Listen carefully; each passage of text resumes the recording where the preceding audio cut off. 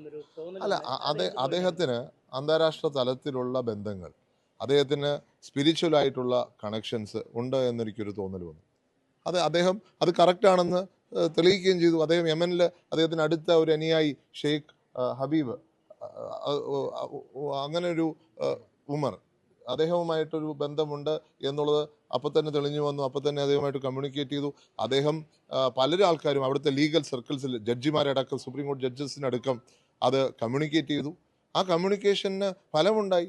ഒറ്റ ദിവസം ഇതിൻ്റെ ഒരു എഫക്റ്റ് നമ്മൾ കാണുന്നില്ലേ? അപ്പം നമ്മളെല്ലാവരും ചേർന്ന് നടത്തുന്ന ഒരു എഫേർട്ടിനെ അതിനെ കമ്പാർട്ട്മെൻറ്റലൈസ് ചെയ്യരുത്. ആ കമ്പാർട്ട്മെൻറ്റലൈസേഷൻ ശരിയല്ല. എല്ലാവർക്കും വലിയ പങ്കുണ്ട്. ആ പങ്കിനെ ഹൃദയപൂർവ്വം നന്ദി പറയുന്നു. അതുകൊണ്ട് ഇതിനകത്തൊരു ഡിസ്കഷൻസ് ഫർദർ വേണ്ട.